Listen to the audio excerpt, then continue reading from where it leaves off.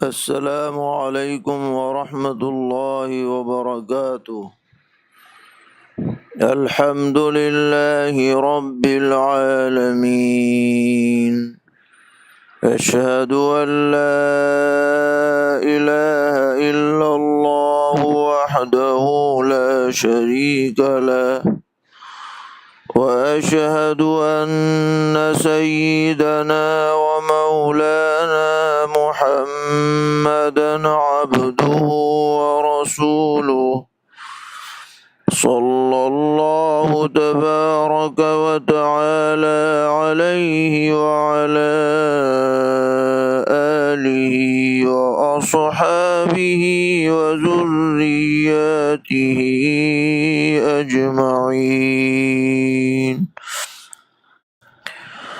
اما بعد فاعوذ باللہ من الشیطان الرجیم، بسم اللہ الرحمن الرحیم۔ قل هو الذی انشأکم وجعل لکم السمع والابصار والافئدہ، قلیلا ما تشکرون۔ قل هو الذی ذرأکم فی الارض وإلیہ تحشرون۔ وَيَقُولُونَ مَتَى هَذَا الْوَعْدُ إِن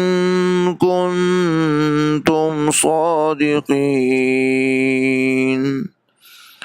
قُلْ إِنَّمَا الْعِلْمُ عِندَ اللَّهِ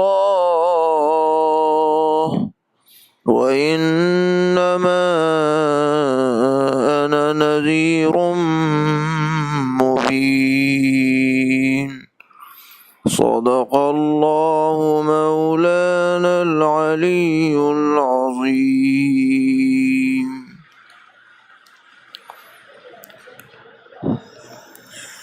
جیسا کہ پہلے بھی عرض کیا جا چکا ہے کہ اس سورہ ملک کا مرکزی موضوع اللہ تبارک و تعالی کے مظاہر قدرت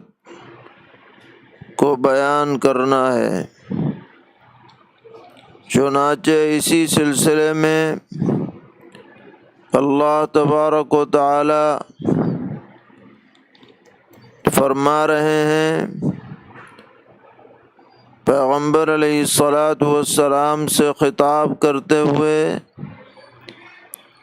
کہ آپ لوگوں میں یہ اعلان فرما دیجئے کہ اللہ تبارک و تعالی ہی کی وہ ذات ہے جس نے تمہیں وجود بخشا ہے، ورنہ تو تم کیا تھے، کل عدم تھے، تمہارا نام و نشان نہ تھا۔ اسی نے تمہیں پیدا کیا، بہترین صورت عطا کی، اور ساتھ میں کئی ایسی صلاحیتیں عطا فرمائیں جن کا تعلق عقل و شعور سے ہے۔ چنانچہ اس سلسلے میں خاص طور پر 3 اعضاء کا تذکرہ کیا گیا ہے۔ ایک کان، دوسری آنکھیں اور تیسرے دل۔ ان میں سے جو کان اور آنکھیں ہیں یہ زیادہ تر آدمی کے لیے معلومات حاصل کرنے کے ذرائع ہیں، اس لیے کہ اکثر آدمی سن کر کے علم حاصل کرتا ہے یا دیکھ کر کے علم حاصل کرتا ہے۔ کوئی بات کان میں پڑتی ہے تو آدمی کو اس کا علم ہوتا ہے،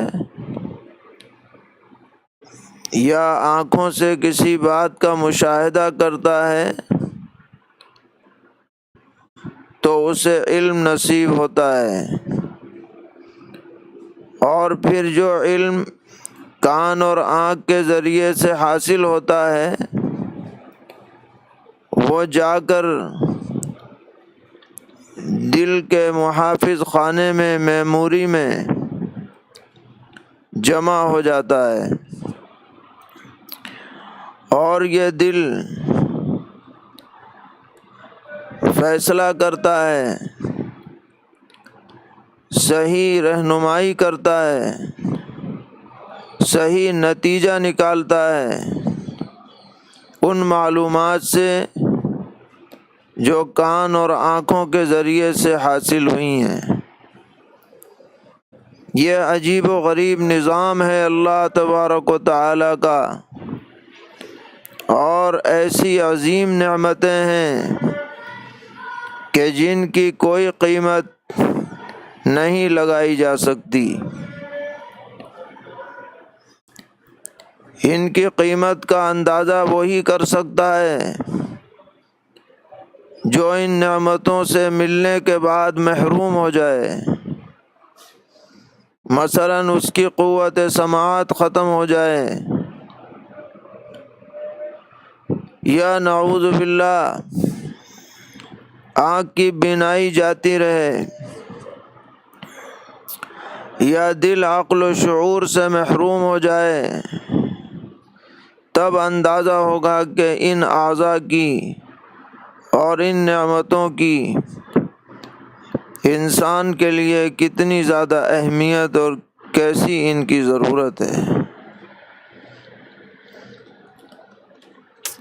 لیکن فرمایا کہ ہم نے عطا تو کی ہیں یہ چیزیں، مگر اکثر انسانوں کا حال یہ ہے کہ وہ ناقدری کے راستے پہ چل رہے ہیں۔ ہونا یہ چاہیے تھا کہ ان اعضاء کے ذریعے سے ہماری اطاعت اور فرما برداری زیادہ سے زیادہ کرنے کی کوشش کرتے، کان سے اچھی باتیں سنتے،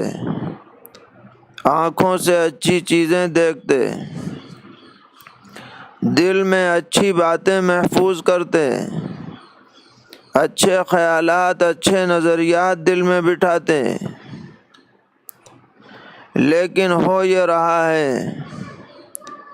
کہ آدمی ان اعضاء کو اللہ کی نافرمانی میں لگاتا ہے اور ان کی قدر نہیں کرتا۔ یہ بڑی ہی افسوس کی بات ہے جس کی طرف اس آیت میں توجہ دلائی گئی ہے۔ حالانکہ یہ ہمیں یقین کرنا ہے کہ اللہ تعالیٰ نے اعضاء عطا تو کیے ہیں، لیکن ان تمام اعضاء کا اللہ تعالیٰ کے یہاں جا کر حساب بھی دینا پڑے گا۔ یہ نہیں کہ بس دے دیا تو دے دیا، جو چاہے کرو، جہاں چاہے استعمال کرو۔ اسی لیے دوسری جگہ قرآن پاک میں فرمایا گیا، ان السمع والبصر والفؤاد كل اولئک کان عنہ مسئولا، یعنی کان، آنکھ، دل، ان سب کے بارے میں سوال ہونا ہے، انہیں کہاں لگایا تھا۔ تو ایک تو ناشکری یہ ہے کہ آدمی نعوذ باللہ اللہ تعالیٰ کا انکار کرے اور اس کا شکر نہ بجا لائے، بہیں طور کہ اس نے جو شریعت نازل کی، جو پیغمبر بھیجے، ان کی بات کو تسلیم نہ کرے، ان کی بات کو سن کر کے انسنی کر دے، دیکھ کر اندیکھی کر دے، سمجھنے کے باوجود قبول نہ کرے، یہ ناشکری کا سب سے اعلیٰ درجہ ہے، جس کا تعلق کفار اور منافقین سے ہے۔ لیکن اگر تصدیق تو ہے اور ایمان بھی ہے، مگر ان اعضاء کو غلط جگہوں پر استعمال کرتا ہے، کانوں سے گانے باجے سنتا ہے، آنکھوں سے گندی فلمیں دیکھتا ہے، اور دل دماغ میں فاسد خیالات، گناہوں کی باتیں ذہن و دماغ میں بٹھاتا ہے، تو یہ بھی بہت بڑا ناشکرا ہے اور اللہ کی نعمتوں کی ناقدری کرنے والا ہے۔ آج کل کے زمانے میں جب سے یہ ٹیلی ویژن اور نیٹ اور فون اور دیگر چیزیں عام ہوئی ہیں، اہل ایمان میں بھی ان کے ذریعے سے گناہوں میں بہت زیادہ اضافہ ہو چکا ہے۔ اس لیے اللہ تعالیٰ سے ڈرنے کی ضرورت ہے، توبہ کرنے کی ضرورت ہے۔ یہ رمضان المبارک کا مہینہ چل رہا ہے، اس میں ہر آدمی سچے دل سے توبہ کر لے کہ اپنے کانوں کو، اپنی آنکھوں کو، اپنے دل دماغ کو گناہ کی باتوں سے بچائے گا، تاکہ ناشکروں میں ہمارا شمار نہ ہو بلکہ شکر گزاروں میں ہمارا شمار ہو۔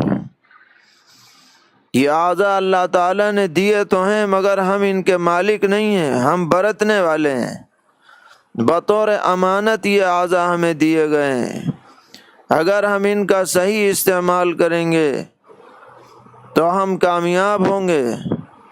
اور اگر ہم غلط جگہ ان کو لگائیں گے تو ہم سے زیادہ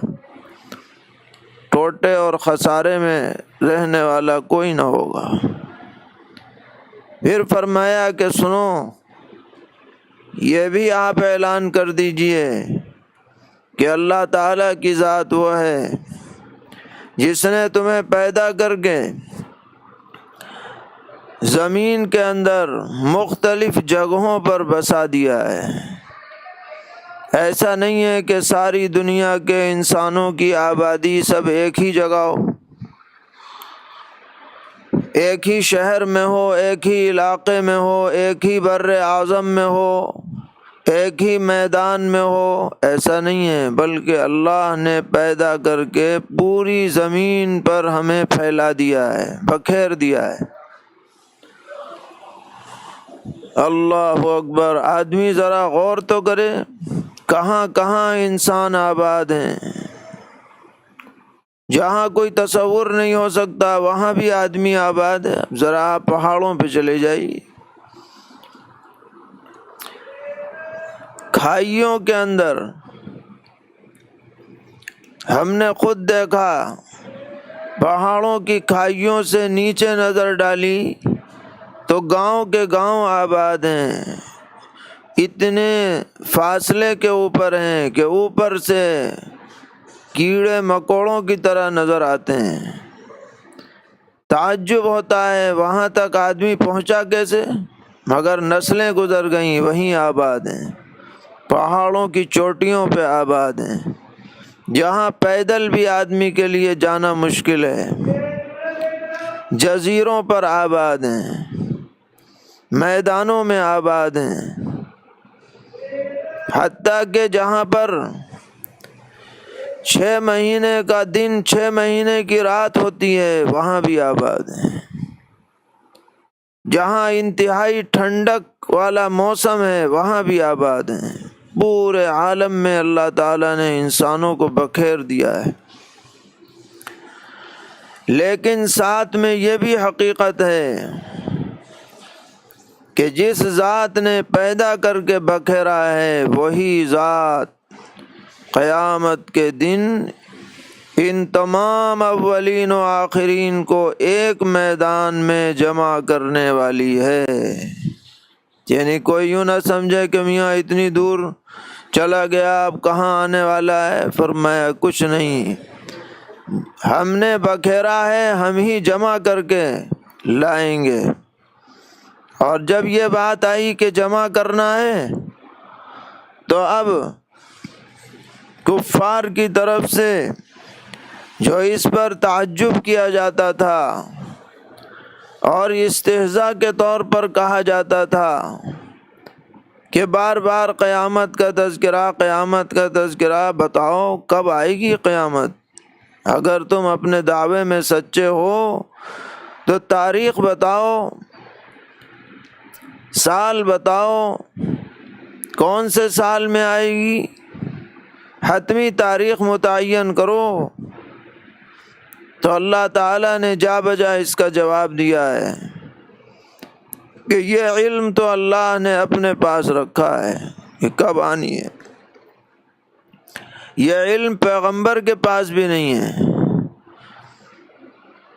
نبی اکرم علیہ الصلاۃ والسلام سے کہا جا رہا ہے کہ آپ ان کو ٹکا سا جواب دے دیجئے کہ میں تو صرف ڈر سنانے کے لیے آیا ہوں،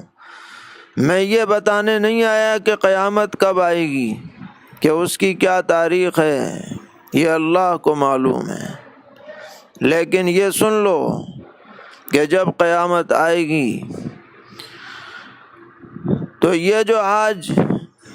مذاق اڑا رہے ہیں، الٹی سیدھی بکواس کر رہے ہیں، ان کے چہرے سیاہ پڑ جائیں گے، آنکھیں نیلی پڑ جائیں گی، ہوش فاختہ ہو جائیں گے، گھبراہٹ کا عالم ہوگا، غم و اندوہ کا عالم ہوگا۔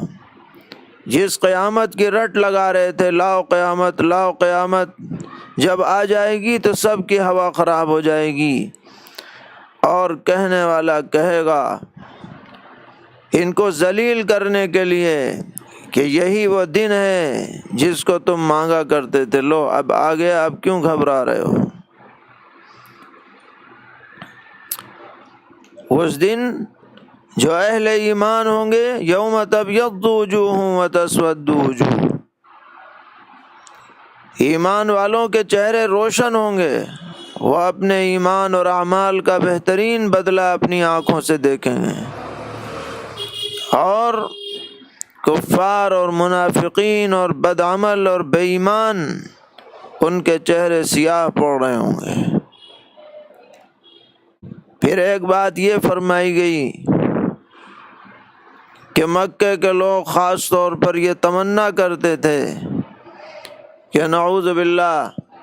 نبی اکرم علیہ الصلاۃ والسلام اور ان پر ایمان لانے والے یہ جلد از جلد دنیا سے رخصت ہو جائیں تو قصہ پاک ہو۔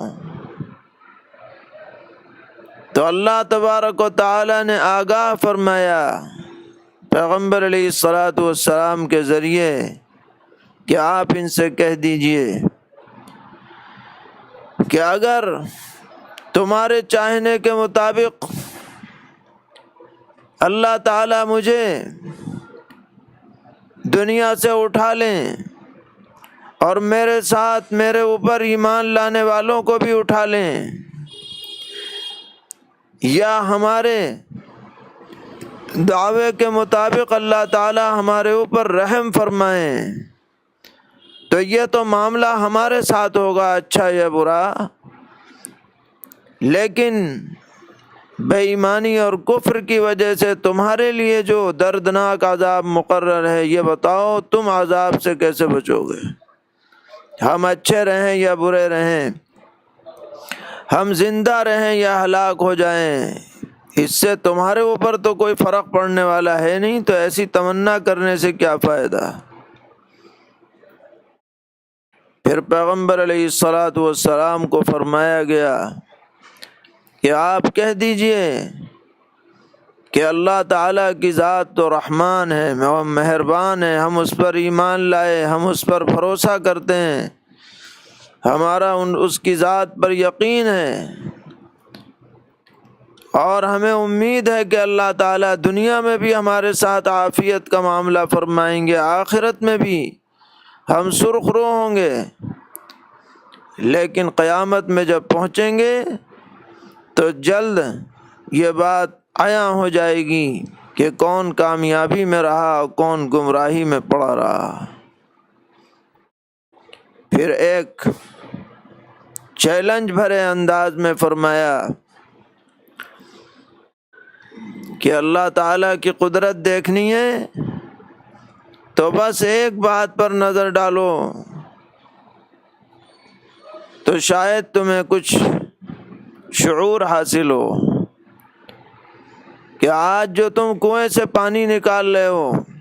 چشموں سے پانی نکال رہے ہو، اگر اللہ تبارک و تعالی یہ فیصلہ فرما دیں کہ یہ پانی زمین میں اتر جائے اور اتنے نیچے پہنچ جائے کہ تمہارے ڈول بھی وہاں تک نہ پہنچ سکیں، اور تم کھدائی کرو پھر بھی پانی تک نہ پہنچ سکے،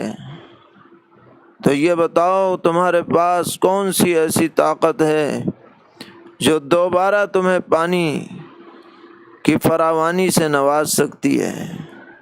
ایڑی سے چوٹی تک کا زور لگا دو گے، اور جن کے سامنے تم سر جھکاتے ہو این قدر سے لے کے آ قدر تک، ان سب کو جمع کر کے بھی لے آؤ گے تو ایک پانی کا قطرہ بھی تم زمین سے نہیں نکال سکتے۔ یہ ہماری شان کریمی ہے، شان قدرت ہے، شان رحمت ہے کہ ہم تمہیں پانی عطا کر رہے ہیں، تو تم پانی میں ہمارے محتاج ہو، ایک ایک قطرے میں ہمارے محتاج ہو، اور پھر بھی سرکشی کے راستے پہ لگے ہوئے ہو۔ یہ بڑے خسارے کی، بڑی محرومی کی بات، ناقدری اور ناشکری کی بات۔ تو یہ آیات بار بار پڑھی جائیں، سمجھ کر کے پڑھی جائیں تو حقیقت یہ ہے کہ یہ دل پر براہ راست اثر انداز ہونے والی آیات ہیں۔ اور یہی آیات کیا، آپ قرآن پاک کا کوئی بھی ورق اٹھا کر اور کھول کر کے دیکھ لیں، قرآن کی یہ خصوصیت ہے کہ یہ براہ راست دل پر چوٹ کرتا ہے، اور خاص طور پر جہاں توحید کا مضمون آئے، شرک کی مذمت کا مضمون آئے، تو یہ دل کی تمام سیاہیوں کو دور کر کے دل کو مجلہ اور مصفا کر دیتا ہے، بشرطے کہ کوئی انصاف پسند ہو دیکھنے والا اور پڑھنے والا۔ اسی لیے قرآن پاک سے وابستگی ہر مسلمان کے لیے لازم اور ضروری ہے۔ قرآن کو پڑھا جائے، کثرت سے پڑھا جائے، سمجھ کے پڑھا جائے، اس میں غور کیا جائے، اپنا جائزہ لیا جائے، محاسبہ کیا جائے، تو آدمی یقینی طور پر ہدایت پر قائم رہ سکتا ہے، گمراہی سے محفوظ رہ سکتا ہے۔ فرمایا قل هو الذی انشأکم وجعل لکم السمع والابصار والافئدہ۔ اے پیغمبر آپ فرما دیجئے کہ وہی ذات ہے اللہ تبارک و تعالی کی جس نے تم کو بنا کر کھڑا کیا اور عطا کر دیے تمہارے واسطے کان، آنکھیں اور دل۔ قلیلا ما تشکرون، تم بہت تھوڑا حق مانتے ہو، یعنی جیسا کرنا چاہیے عمل اور جیسا عقیدہ پختہ رکھنا چاہیے اس میں تمہاری طرف سے بہت کمی ہے۔ قل هو الذی ذرأکم فی الارض وإلیہ تحشرون، آپ یہ بھی فرما دیجئے کہ وہی ذات ہے جس نے تمہیں زمین کے اندر جا بجا بکھیر دیا اور تمہیں اسی کی طرف تم اکٹھے کیے جاؤ گے۔ وَيَقُولُونَ مَتَى هَذَا الْوَعْدُ إِن كُنتُمْ صَادِقِينَ، اور کہتے ہیں کہ کب ہوگا یہ وعدہ اگر تم سچے ہو، یعنی قیامت کب آئے گی یہ بتاؤ۔ قُلْ إِنَّمَا الْعِلْمُ عِندَ اللَّهِ وَإِنَّمَا أَنَا نَذِيرٌ مُبِينٌ، آپ فرما دیجئے کہ اس کی خبر تو صرف اللہ کے پاس ہے، اور میرا کام تو بس کھول کھول کر ڈر سنا دینا ہے، یعنی میرا کام یہ نہیں ہے کہ میں تاریخ بتاؤں کب قیامت آئے گی، وہ تو اللہ کے پاس اس کا علم ہے۔ فَلَمَّا رَأَوْهُ زُلْفَةً سِيئَتْ وُجُوهُ الَّذِينَ كَفَرُوا، پھر جب وہ دیکھیں گے کہ وہ دن ان کے پاس آ لگا تو منکروں کے چہرے بگڑ جائیں گے، تو ہوائیاں اڑنے لگیں گی، قیامت دیکھتے ہی ہوا خراب۔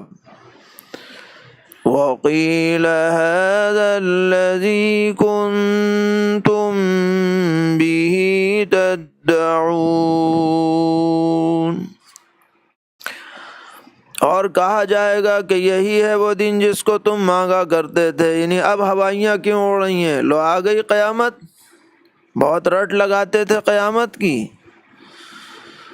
قُلْ أَرَأَيْتُمْ إِنْ أَهْلَكَنِيَ اللَّهُ وَمَن مَّعِيَ أَوْ رَحِمَنَا،